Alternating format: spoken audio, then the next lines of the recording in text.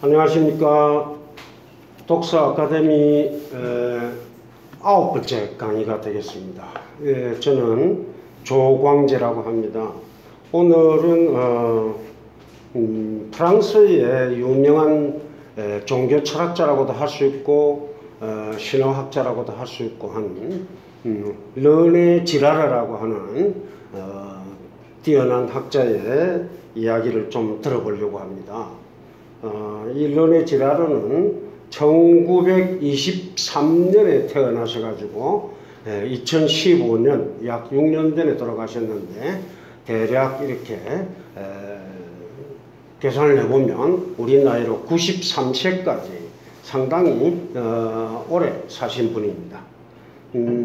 오늘 우리가 생각해 보고자 하는 저서는 독서 아카데미의 저서는 폭력과 성스러움이라고 하는 이 책입니다. 제가 가지고 있는 것은 예전에 나온 원판이라고 할까요? 국내에서 그런 거고, 요즘 아마 새로 또 장정을 해서 나온 걸로 알고 있습니다. 이 폭력과 성스러움의 내용이 책 부피도 대단합니다만 내용이 당연히 많은데 오늘 우리가 생각해 보려고 하는 것은 폭력과 희생제의 그런 겁니다. 이 책 제목은 폭력과 성스러움이라고 되어 있는데, 성스러움과 이 희생제의, 즉 종교적인 이 제사라고도 할 수 있는데, 대체로 희생제의라고 할 때는 좀 발전된 종교의 제사, 요즘 말로 하면 예배라든지 이런 것이라기보다는 그러한 고등 종교가 나오기 전에 원시 부족들의 말하자면 제의라고, 제사라고 생각을 하시면 되겠습니다. 제일 먼저 한번 생각해 보려고 합니다. 이 폭력 문제가 이제 이 책의 주제잖아요. 그래서 폭력에 대해서 일단 간단하게 생각을 해보면요, 누구나 폭력이라고 그러면은 상당히 죄악시 되는 걸로 이야기되죠. 죄악시 됩니다. 그러나 이 폭력이 없이는 간단하게 이야기하면 이 국가가 성립이 될 수가 없습니다. 무슨 말인가 하니까, 폭력이라고 해서 다 같이 그냥 동일한 차원의 폭력이다 이렇게 생각을 하시면 좀 곤란할 것 같습니다. 국가가 국가로서 국민들에게 권위를 갖는 것은 궁극적으로 살펴보면 그 바탕에 혹은 그 배후에 폭력, 아주 지구한 폭력의 위력을 갖고 있기 때문에 국가라고 하는 것이 성립이 됩니다. 예를 들어서 우리가 범죄를 저질렀다 라고 했을 때 그런 범죄를 에 대해서 처분 내지는 처리할 수 있는, 그래서 그걸 보통 우리는 재판이라고 하죠. 그런 걸 통해 가지고서 처벌을, 국가적인 차원의 처벌을 할 수 있는데, 그 처벌을 예컨대 전혀 수용하지 않는다 이렇게 돼버리면은 국가가 성립이 안 되죠. 그래서 법원을 통해 가지고서 선고가 내려지면 이 법무부를 통해서 우리가 처벌을 실행하게 됩니다. 만약에 그러한 어떤 처벌을 이렇게 벗어나려고 하고 받아들이지 않으려고 하면 당연히 국가로서는 경찰이나 검찰이나 이런 공권력을 통해서 당연히 좀 강압적으로 이렇게 체포를 한다거나 하죠. 또 예컨대 극단적인 상황에서 경찰 또는 검찰 이런 부분이 나름대로 작동을 제대로 못한다 할 때는 위기 상황에서는 군대가 뒤에서 이제 떠받치고 있어 가지고서 군대의 힘으로 국가가 모든 국민들을 제압한다 이렇게 볼 수가 있겠습니다. 그래서 이 폭력이라고 하는 것은 거슬러 올라가 보면 어느 사회에서든지 간에 공적인 폭력, 어떤 방식으로든지 간에 그 공동체를 유지하기 위해서는 어떤 폭력이 이제 행사돼야 된다라고 하는 겁니다. 근데 이제 이런 것과 관련해 가지고서 이 고대의 어떤 문화랄까 또는 어떤 요즘 말로 하면 법적인 어떤 조치라든지 이런 걸 볼 수도 있는데 꼭 법적인 게 아니라 할지라도 관행이라든지 관습이라든지 이런 걸 통해서 그러한 어떤 처벌, 폭력적인 처벌을 가하게 됩니다.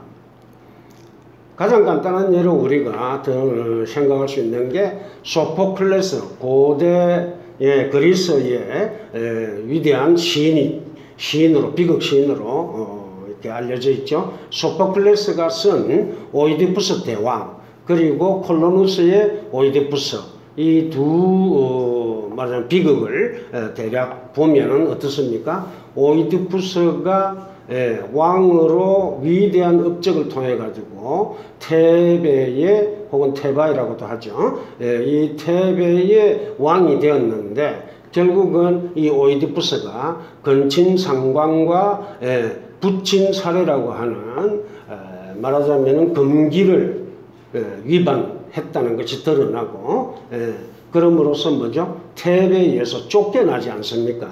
이 쫓겨난다 할 때 그 쫓아낼 수 있는 그런 공동체, 테베라고 하는 도시국가의 공동체로부터 이 인물을 쫓아낼 수 있는 것. 이것은 말하자면 그 공동체의 폭력적인 힘인 겁니다.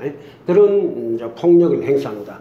근데 그 폭력이 만약에 신성한 폭력이다 라고 하게 될 때에는 그 신성이 말하자면은 공동체가 함부로 이렇게 어쩔 수 없는 초월적인 어떤 힘을 가지고 있는 이런 걸로 되겠는데 그러한 신성한 힘이 과연 어떻게 성립하느냐, 신성한 폭력이 어떻게 성립하느냐 이런 것들에 관련해서 생각을 해볼 수 있는데 그것이 이제 이 폭력과 성스러움이라고 하는 르네 지라르 선생의 이야기를 통해서 어느 정도 우리가 실마리를 얻을 수 있다라고 하겠습니다.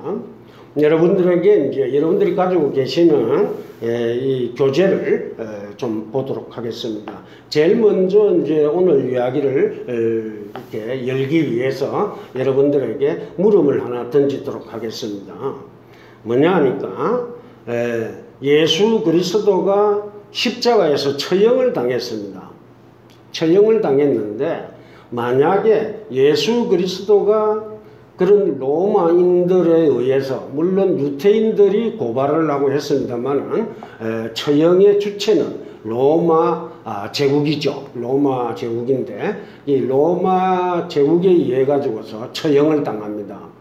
그랬을 적에 이 만약에 예수 그리스도가 말하자면 예수가 그렇게 십자가 처형을 당하지 않았더라도 그 이후 2000년 이상의 어떤 위력을 지닌 대단한 어떤 구세주 내지는 그리스도 메시아 이렇게 이야기되죠.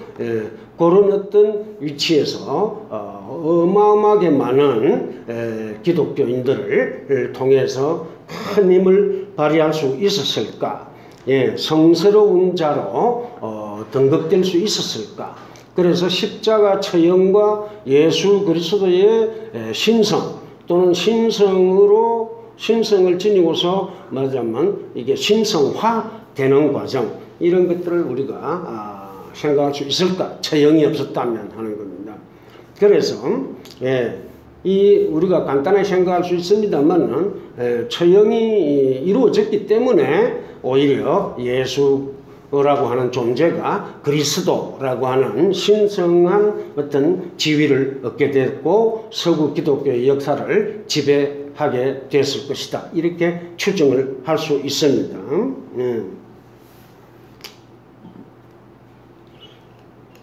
여기에서 이제 일종의 죄송합니다. 오늘 또 아무래도 강의 중간중간에 물을 좀 마시지 않을 수 없을 것 같습니다. 입이 자꾸만 건조해져 가지고요.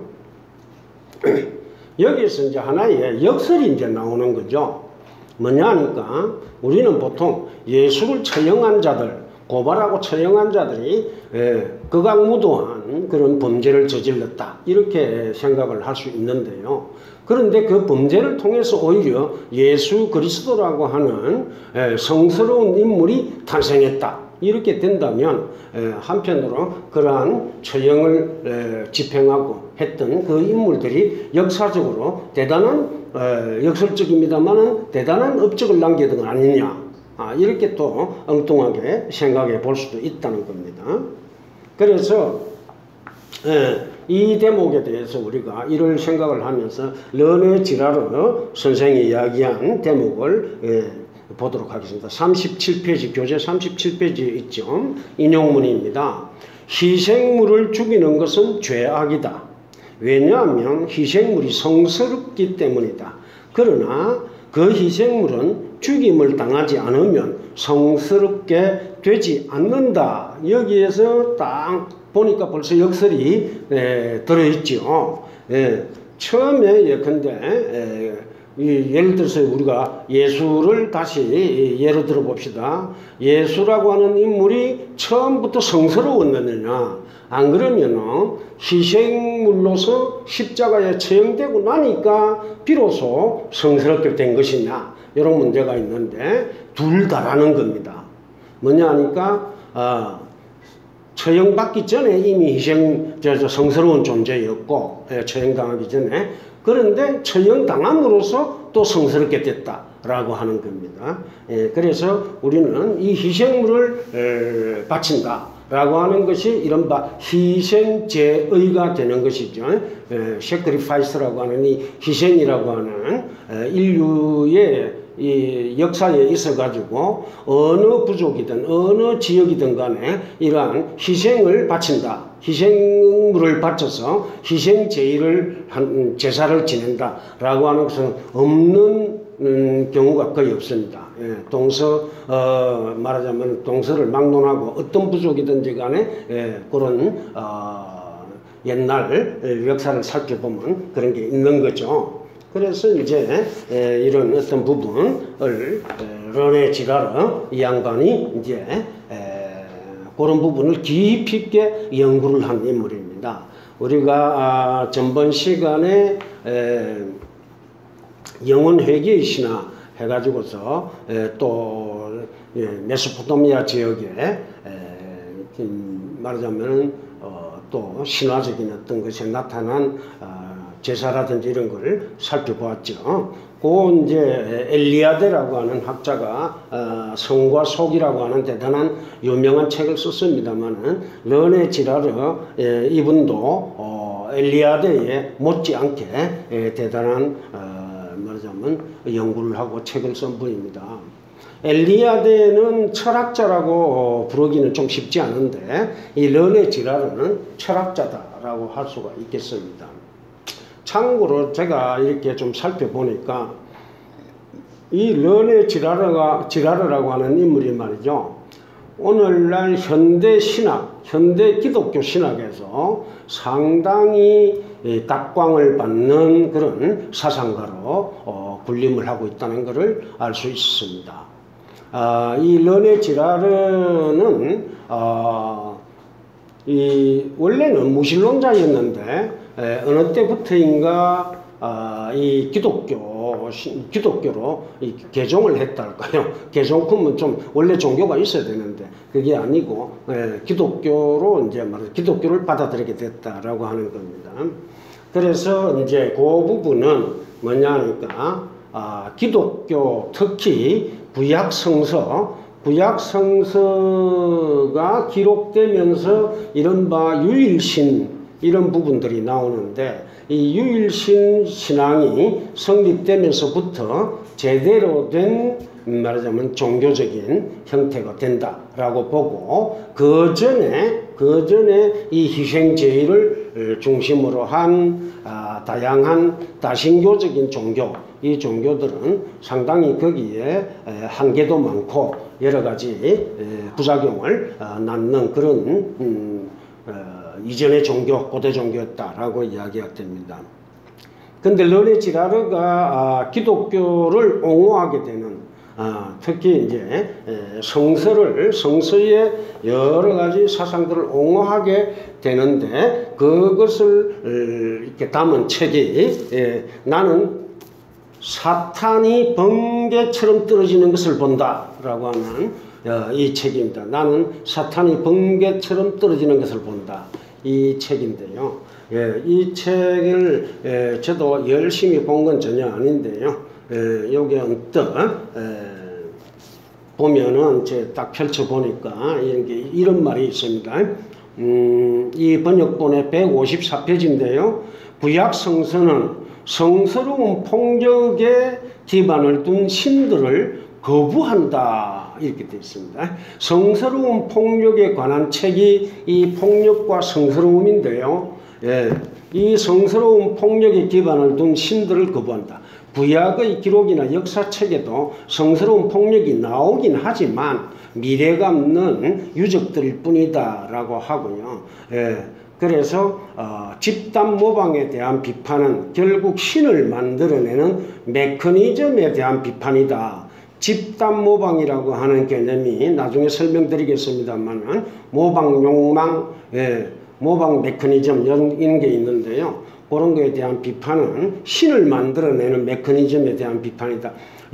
신을 만들어낸다라고 하는 것이 바로 희생양 메커니즘이라고 하는 건데요. 꼭 말씀드리도록 하겠습니다. 희생양 메커니즘은 순전히 인간적인 우상숭배다라고 말합니다. 구약 성서의 의미는 무엇보다도 더 이상 폭력의 집단 숭배의 대상이 아닌 폭력적인 어떤 집단 숭배의 대상이 아닌 신을 찾아낸 것이다 라고 해서 이 구약 성서에서부터 이제 역사적으로 볼 때 인류가 말하자면은 희생양 메커니즘에 따른 폭력의 기반을 둔 그런 어떤 종교 이걸 이렇게 벗어나는 이런 말하자면 시대적인 전환을 겪는다라고 하는 이런 게 있습니다. 그래서 이 책에 기독교적인 사상이 이렇게 아주 새로운 방식으로죠. 새로운 방식으로 이렇게 담겨 있다고 하겠습니다. 그러나 오늘 우리가 살펴보려고 하는 것은 예고된 대로 폭력과 성스러움이기 때문에 그걸 중심으로 보도록 하겠습니다. 38페이지 보도록 합니다. 희생양 메커니즘 대단히 중요한 부분인데요. 일단 한번 읽어볼까요? 간단하게 말해 희생양 메커니즘은 폭력으로 인해 무질서해져 와해 직전에 있는 공동체를 희생양을 통해 구원한다는 것이다 라고 합니다.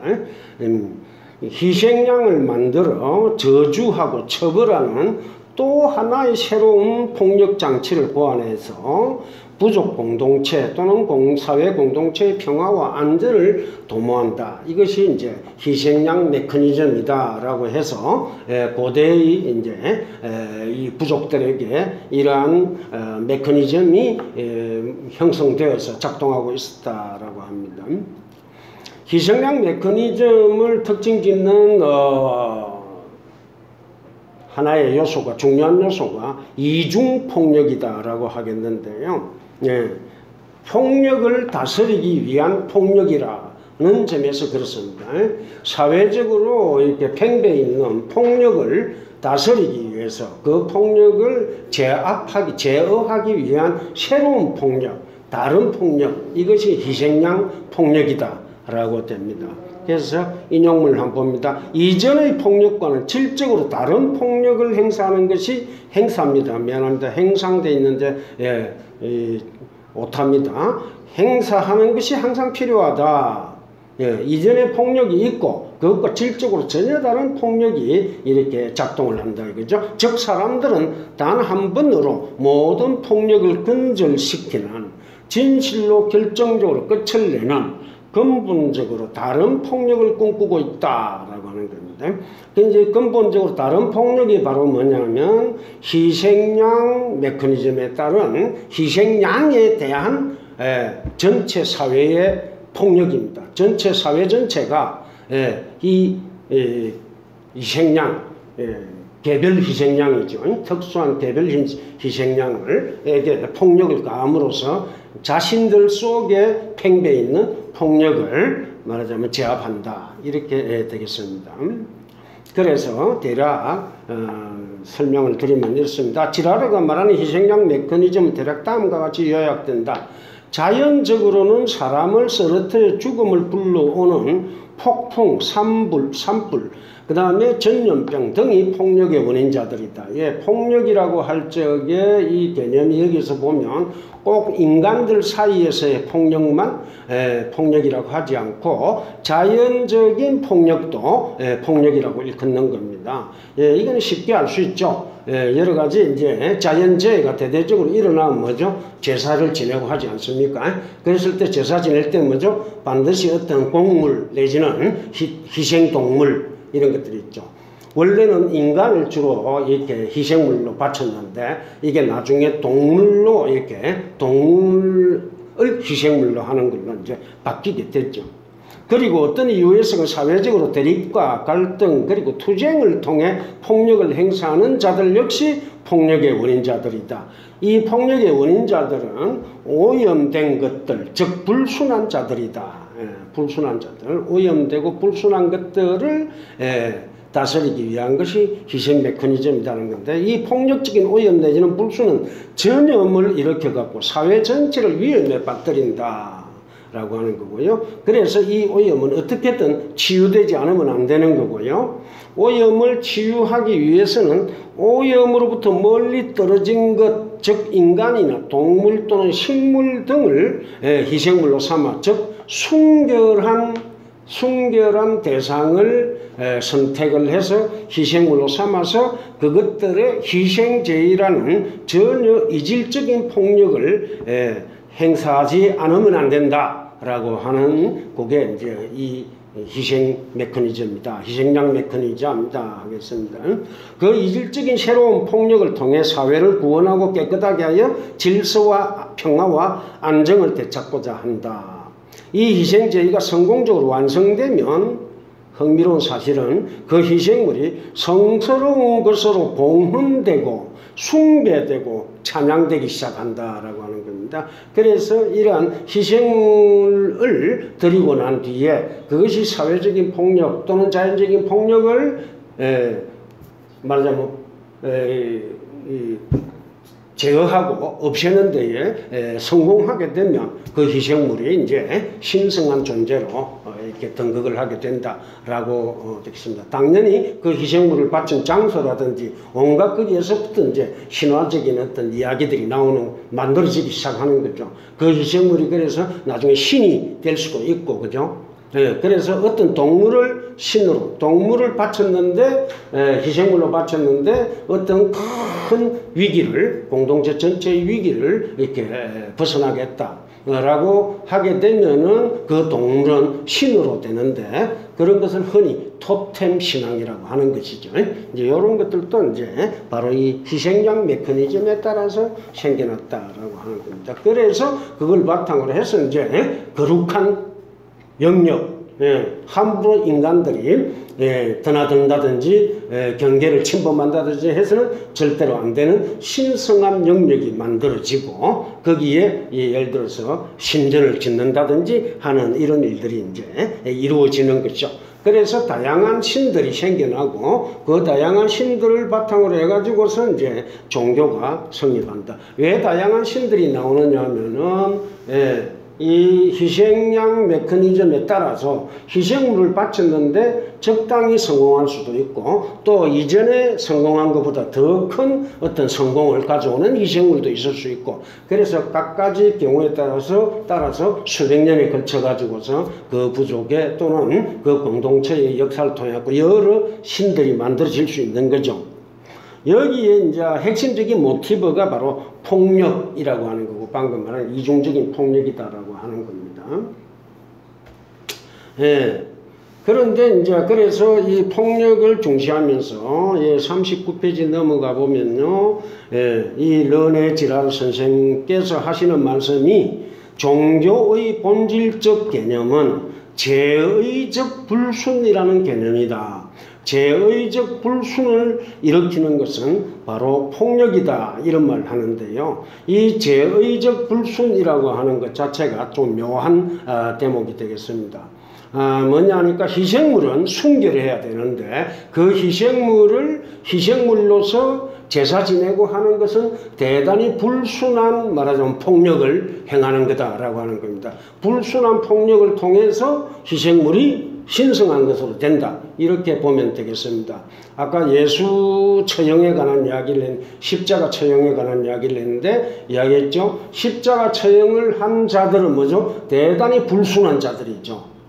그 불순한 자들의 행위를 통해서 예수라고 하는 존재가 거룩한 자로, 온 인류를 구원할 수 있는 거룩한 자로 등극을 하게 된다라고 하게 보면 되겠습니다. 그런가 하면은 성스러움의 진짜 핵심과 감추어진 본체를 이루는 것은 폭력이다. 자, 폭력이 없이는 성스러움이 생겨날 수 없다라고 하는 겁니다. 그러니까 폭력이 성스러움의 기원이다라고 보는 것이죠.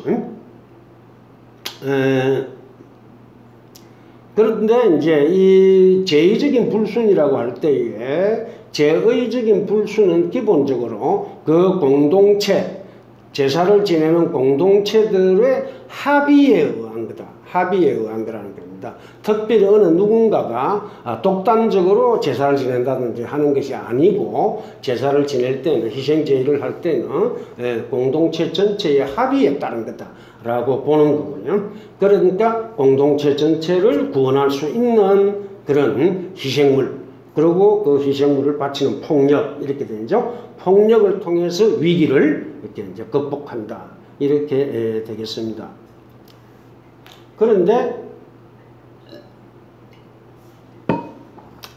그런데 이제 이 제의라고 하는 것 자체가 방금 계속 반복하는 것 같은데요. 폭력이라는 거죠. 폭력. 그래서 르네 지라르 선생은 이런 말도 합니다. 제가 그 교재에는 쓰지 않았는데요. 폭력과 성스러움, 제가 가지고 있는 이 구격문의 294쪽에서 하는 말인데요. 제의는 언제나 비난받아 마땅한 동시에 필수적인 살해의 형태다. 즉 결국 그것이 불경한 것일수록, 제의 자체가 불경한 것일수록 더욱 욕망할 만한 위반의 형태로 나타난다. 말하자면 이 제의와 위반, 이런 것을 갖다가 살해, 위반, 이런 걸 갖다가 동시에 이렇게 연결하고 있습니다. 자, 그 다음에 그 같은 조금 방금 읽은 거에 바로 조금 뒤에서 뭐라고 하느냐면요. 모든 신성과 공동체의 기원은, 이 말은 신성의 기원과 공동체의 기원이 거의 이제 동시적이다라고 보는 것 같아요. 그래서 뭐냐면 이 희생제의를 아까 이야기했습니다. 공동체의 안위와 위기 극복을 위해서 희생제의를 한다고 그랬는데 그렇게 함으로써 희생물이 뭐죠? 신성한 존재가 되고 신이 된다고 했지 않습니까? 그러면 그런 신성한 존재가 성립하고 신성한 영역이 성립하고 신성한, 말하자면 하나의 금기가 성립되고 하는 것인데, 그런 걸 통해 가지고 공동체가 더욱더 뭐죠? 굳건해지고 완결된다라고 볼 수도 있겠죠. 그래서 모든 신성과 공동체의 기원은 바로 내부의 만장일치 폭력으로부터, 그 희생물을 향한 폭력은 공동적인 합의에 의한 것이고, 만장일치 폭력으로부터, 즉 그 공동체의 일원인 희생물로부터 나오는 것이다라고 말합니다. 여기서 우리가 미리 생각할 것은,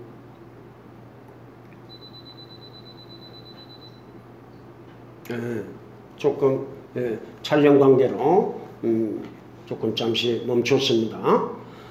희생물은 어디 전혀 엉뚱한 이방인이라든지 엉뚱한 데서 희생물을 선택하는 것이 아니고 공동체에 속한 자를 말하자면 희생물로 삼는다라고 하는 것이죠. 이 대목이 좀 흥미로운 겁니다. 그래서 예컨대 희생동물 같은 경우에는 이 토템과 연결된다고 했지 않습니까? 대체로 토템 신앙에 따르면 토템의 그 대상이 되는 동물은 바로 자기들의 어떤 부족, 민족과 혈통을 같이 하는 것처럼 이렇게 같이 이렇게 보는 거죠. 여러분들 뭐 요즘 아직까지도 이 토템적인 형태가 가장 강력하게 남아있는 데가 인도의 소지요, 소. 인도에서는 소를 잡아먹지 않는다라고 하는 게 있지 않습니까? 소는 형제이고 심지어 신이다라고 하는 것인데 그게 이제 공동체의 일원이다라고 하겠습니다. 자, 아무튼 다시 제 교재로 돌아갔어요. 이 희생양 메커니즘에서 가장 흥미로운 점은 희생물이 되려면 폭력으로 오염된 불순한 것으로부터 멀리 떨어져 있어야만 할 뿐더러 자신에게 주어지는 새로운 폭력에 대해 전혀 저항할 수 없어야 한다. 저항할 수 없어야 한다. 또 예수 그리스도의 어떤 순환이 떠오르는데요. 예수 그리스도의 희생 그러죠. 근데 예수 그리스도를 흔히 상징하는 말 중에 어린 양이라고 하는 말이죠. 어린 양. 이 어린 양이라고 하는 것은 순결할 뿐더러 뭐죠? 전혀 어떤 힘이 없고 순종할 수밖에 없고 하는 이런 게 있습니다. 그래서 희생물이 예컨대 나는 안 죽을래, 희생하기 싫어라는 식으로 저항을 하게 되면 이게 희생물의 자격이 없는 겁니다. 그래서 이런 말을 합니다. 사소한 분쟁만으로도 큰 재난으로 이어질 수 있는 경우 희생 제의가 요구된다. 이 사소한 분쟁이라고 하는 것은 결국 오염의 형태인데 이 오염은 전염성이 강해가지고 사회 전체에 이제 이 분쟁으로 인한 이 갈등과 폭력이 일어난다는 거죠. 그럴 때에는 희생 제의가 요구됩니다. 현실적이든 이상적이든 생물이든 무생물이든 항상 복수할 능력이 없는, 즉 복수당할 위험이 없는 무력한 희생물의 공격 성향을 돌려 집중시킨다라고 하는 겁니다. 희생제의는 어떤 만족도 얻지 못하고 있던 폭력 요구에 보통 여러분들 막 폭력이 막 일어나면 뭐죠? 달래줘야 되지 않습니까? 로마 제국을 이제 봅시다. 로마 제국에서 이른바 이 로마의 자유민들이 별 전쟁도 안 하고 말이죠. 이렇게 그냥 평화로운 시기에 막 살게 되면 심심해가지고 이 도대체 뭐 하는 거냐라고 해가지고 자기들끼리 또 여러 가지 이렇게 죄를 짓는다든지 알게 모르게 폭동이 일어나기도 하고 또 지배자에 대한 어떤 항의를 한다거나 이런 문제가 생기니까 얘들 잘 알려진 게 뭐죠?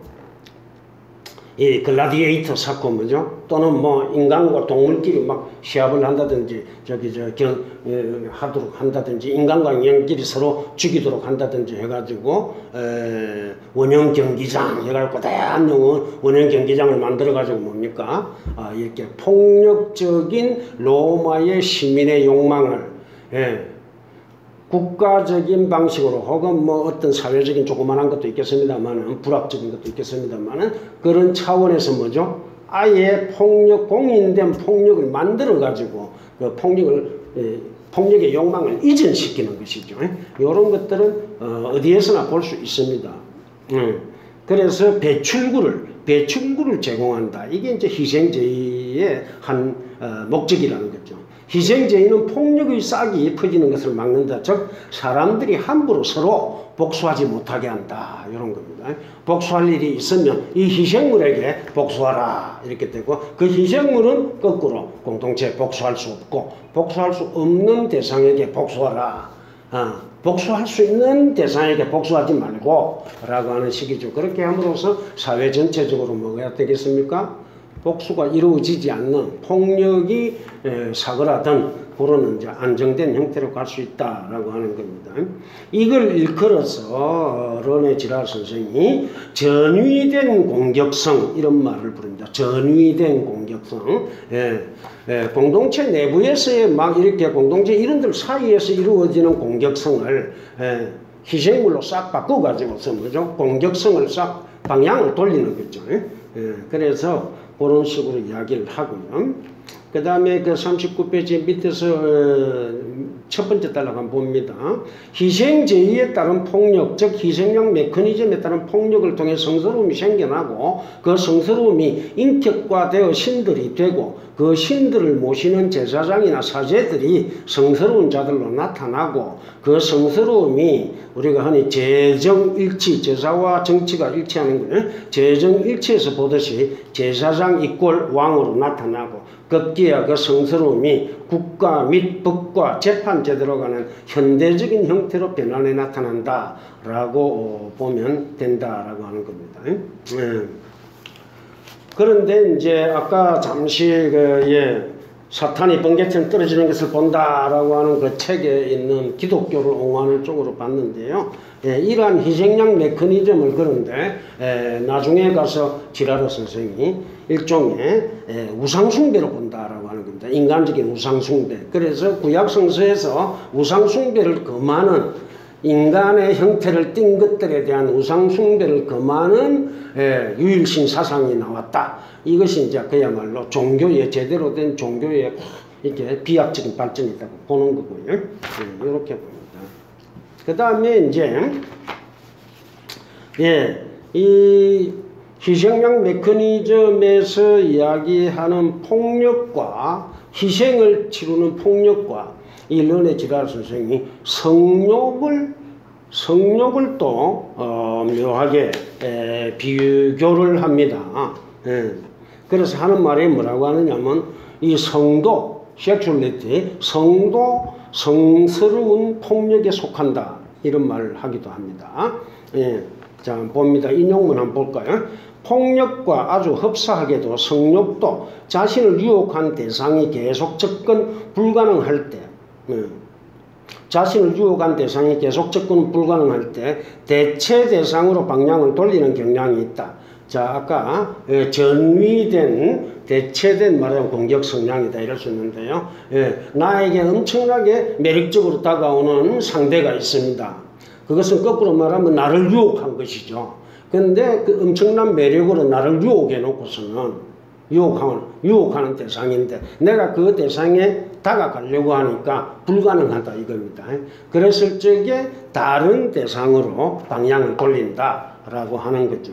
폭력과 마찬가지로 성욕도 그것을 오랫동안 억제하면 축적되다가 마침내 온갖 혼란을 일으키고만한 하나의 에너지와 닮았다. 폭력을 사회에서 그냥 이렇게 일상적인 대립 갈등 이런 일들이 일어나고 폭력이 서서히 퍼지기 시작하는데요. 이게 옛날에 보자면 폭력이 사회 내 폭력이 전염성이 강하다 이겁니다. 그래서 그 전염성이 강하고 폭력이 확 만연해진다 라고 하게 되면 사회가 대혼란에 빠지고 사회가 이제 말하자면 붕괴될 위기에 처하니까 그런 걸 미리 예방한다 이거죠. 그래서 뭐죠? 희생제의라고 하는 것이 어쩌다가 한번 하는 게 아니죠. 꼭 폭력이 만연하지 않더라도 위기가 오지 않더라도 나중에 되면 뭐죠? 이 희생제의가 정착이 되어 가지고 주기적으로 희생제의를 치르게 되죠. 이때 주기적으로 치르는 희생제의는 사회 내에 폭력을 예방하는 기능을 하게 됩니다. 처음에는 폭력을 치유하는 기능으로 희생제의가 주로 발달해 오다가 이게 어느 시기가 되면 이제 말하자면 희생제의가 주기적으로 이루어지면서 폭력을 예방하는 효과가 있다 이거죠. 이런 부분들도 이제 우리가 참 흥미로운 부분이다 하겠습니다. 또 이제 제가 이 교재에는 안 썼습니다만은 인용을 안 했는데요.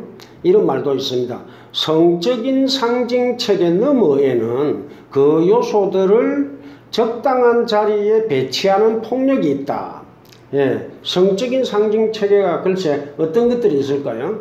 여러분들 건진상간을 이렇게 금기로 삼는 이것도 성에 관련된 당연한 상징체계죠. 그리고 그런 건진상간을 둘러싼 여러 가지 또 규정들이 있을 수도 있습니다. 이런 것들이 상징체계라고 할 수 있는데 그 다음에 뭐 성에 관련된 여러 가지 관련된 의상이라든지 또는 결혼식이라든지 이런 뭘 할 적에 또는 처녀들이 첫 초경을 할 적에 어떻게 등등한다 이런 것들이 있지 않습니까? 이런 것들의 너머에는 폭력적인 요소가 암암리에 작동을 해가지고서 그 상징 체계를 이렇게 형성되도록 한다 이거죠. 그래서 어쨌든 르네 지라르 선생은 폭력이 말하자면 인류의 여러 상징 체계든 또는 문화의 형태건 간에 이런 혹은 뭐 더 나아가서 정치 형태 이런 것까지도 되겠는데요. 핵심은 종교죠. 종교적인 형태 이런 것 바탕에 폭력이 가장 근본적인 원리로 작동하고 있다. 이제 이렇게 되겠습니다. 자, 아무튼 성을 둘러싼 각종 금기에는 암암리의 폭력에 대한 금기가 함축되어 있다. 성은 원래 뭐죠? 출산에 관련한 것이죠. 출산하고 관계되는 건데, 성은 출산에 관련하여 죽음이라는 최고의 폭력을 예감케 하고, 자, 여러분들, 여러 가지, 이 여성들이, 근데 엄마가 애를 놓을 때는 상당히 두렵고 불안하고 이런 게 있죠. 이게 이제 출산을 하다가, 애도 죽을 수가 있고 이 산모도 죽을 수 있고 하는 이런 여러 가지 죽음에 대한 예감이 있고요. 간음 및 근친상간을 둘러싸고서 무슨 폭력이 발생되죠. 내 아내 또는 내 남편과 간음을 했다, 간통을 했다 이러면 그 간통한 상대자는 나와 거의 원수가 되다시피 하고 어떤 수단과 방법을 강구해서라도 그 상대를 이렇게 몰락시키고자 하고 복수를 다하려고 하고 하는 게 있습니다. 그게 이제 폭력이 되겠습니다만 그 밖에 사랑 운운하는 가운데에도 뭐죠? 짝사랑이다 뭐 이런 것도 등등하고 있을 수 있는데 거기에 갈등, 질투, 원한, 분쟁을 일으키는 폭력 이 이제 작동한다. 근데 여기 이제 피의 문제가 나옵니다. 제사를 지낼 때 희생물을 바칠 때 그게 옛날식으로 인간이든 좀 발전된 형태의 동물이건 간에 말이죠. 그런 걸 바칠 때에는 피가 가장 중요하죠. 피. 그래서 이제 피를 흘려서 이렇게 제사를 지낸다라고 하는 겁니다. 이 피와 관련된 것이 이제 말하자면은 성에 관련했을 때는 이 피가 뭐죠? 생리혈 이게 이제 가장 중요하죠. 생리혈은 뭘 나타냅니까? 아기를 가질 수 있다라고 하는 걸 나타내는 거고요. 즉 생명을 나타내는 거죠. 그래서 이 생명을 바친다라고 하는 이런 거 피를 바친다. 이게 생명을 바친다. 이런 것하고 연결된다 하겠습니다. 그래서 피를 바치지 않는 제사는 제대로 된 제사가 될 수 없다라고 하는 이야기에 관련된 설화가 구약성서에 나오죠. 그게 일찍이 나오죠. 구약성 창세기에 카인과 아벨에 관한 이야기입니다. 그죠?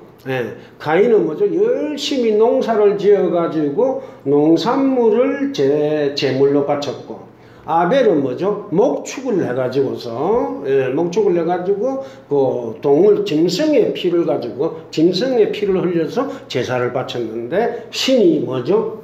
가인의 제사는 받지 아니하고, 아벨의 제사만 받았다. 라고 하는 것, 제사를 이제 드리는 걸 받았다라고 하는 것은 동시에 뭐죠? 축복이 주어질 것이다라고 하는 건데, 그 사실을 알고서 가인이 뭐죠?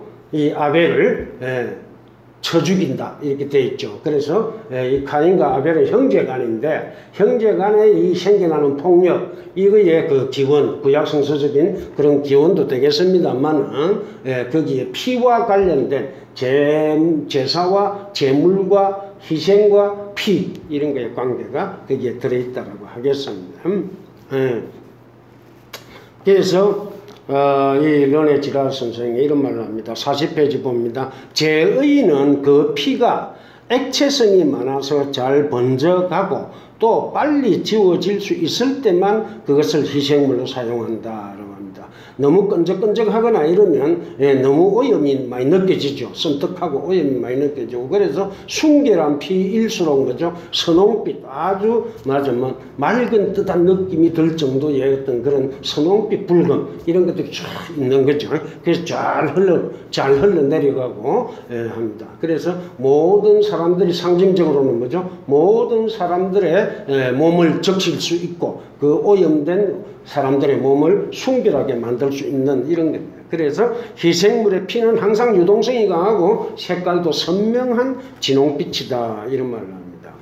어떤 사회에서는 월경의 피가 제의 밖에서는 해로운 것인데 제의 안에서는 이로운 것으로 된다. 보통 사회적으로 월경 말하자면 생리혈은 뭡니까? 아주 그 오염된 걸로 보죠. 불순한 것으로 보고 그래서 생리 중인 여자는 어떤 뭐 이렇게 중요한 행사에 참여하지 못하게 하고 이런 것들이 있지 않습니까? 그런 거는 이제 말하자면 이 희생제의 바깥에서는 대체로 생리혈은 불순하고 오염된 것으로 보는데 이 제의의 어떤 영역 내에서는 그런 생리혈을 오히려 이게 신성한 쪽으로 보려고 한다 이겁니다.